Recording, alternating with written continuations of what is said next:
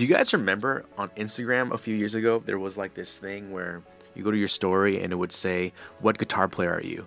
And there was like this random list of guitar players. And I remember seeing that go around, and it was so cool to see some guitar players who were on that list also scratch your head on some guitar players who made the list versus some of the guitar players who didn't make the list. So this is my way of doing a big shout out to my guitar heroes in the worship scene. And I just want to clarify, this isn't the best CCM guitarists like Lincoln Brewster. These are the guitarists that were part of these big worship bands that helped write and shape the sound of worship music that we hear today. One thing that I love about all of these guitarists is that these guitarists aren't known for how well they can shred or solo, even though they all can. I think they're more well known for their tone, and also that they write amazing guitar parts that serve the worship song and partner with the Holy Spirit rather than pulling attention from the song and toward themselves. In no particular order, number one I call is Old Bethel. So with Michael Pope and Bobby Strand.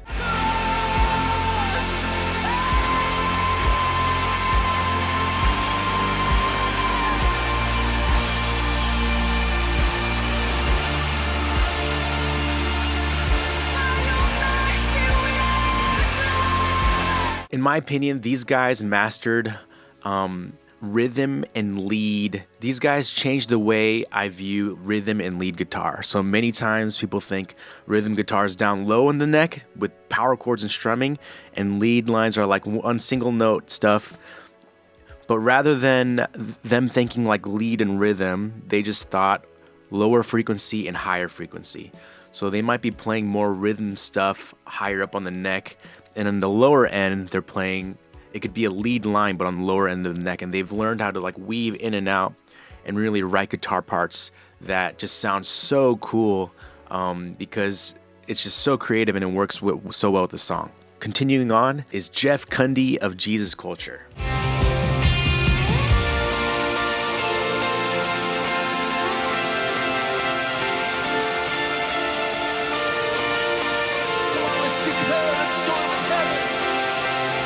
For those of you guys who don't know, Jesus Culture used to be Bethel's youth group, similar to how Hillsong United was to Hillsong Worship. Back in 2013 and 2014, Jesus Culture became its own church and moved to Sacramento. Jeff Cundy's the guy who plays in all the songs. People are pretty critical of his marketing emails.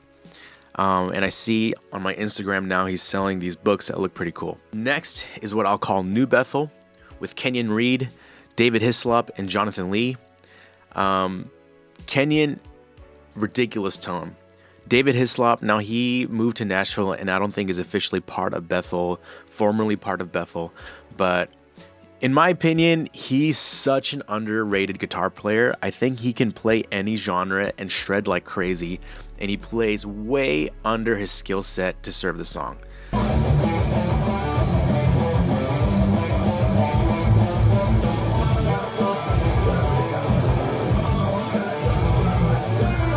So check out his content on Instagram. He's still doing a lot of music. And Jonathan Lee is my Korean brother. One of the most humblest dudes. I've heard him lead worship before. He's such a good guy and he has such great tone and great playing.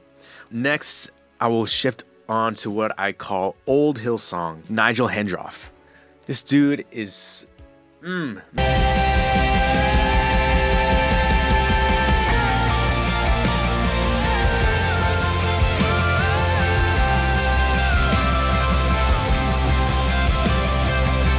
And then also Michael Guy Chislett. He brought the U2 sound to Christian music. Love these guys. So stinking good. Next, I'm going to talk about Stu G with Delirious. So Martin Smith's guitarist.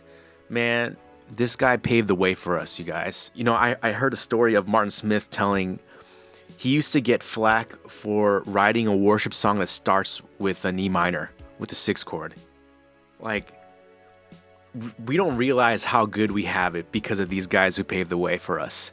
And Stu G, just when you think, you know, he's done doing stuff, he does this at a Bethel church a few weeks ago.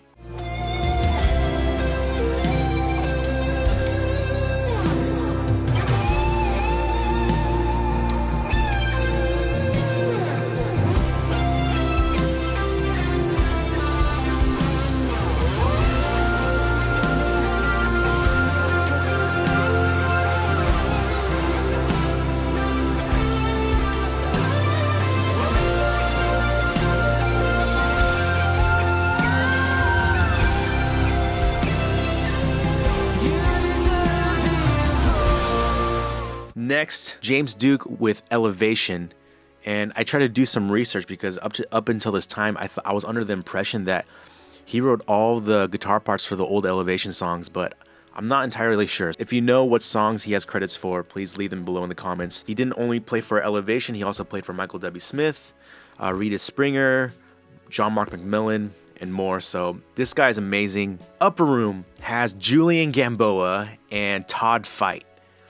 Man, these guys, I think, mastered the worship sound that Gen Z likes.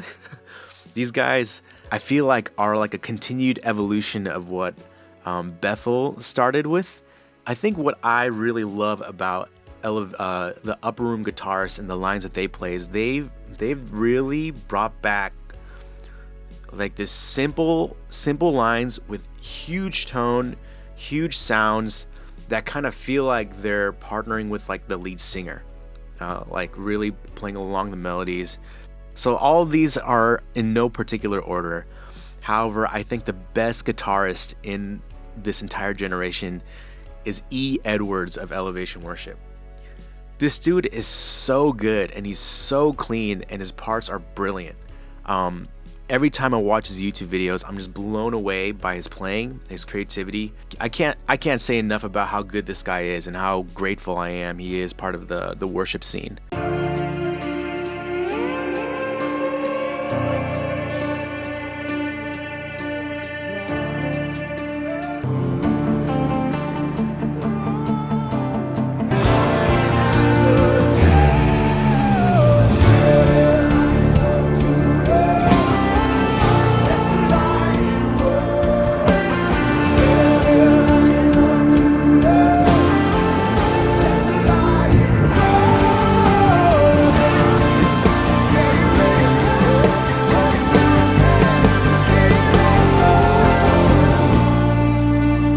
Last on this list are what I believe are up-and-coming guitar players. First is Levi Smith, and he's Martin Smith's son. This dude is so cool.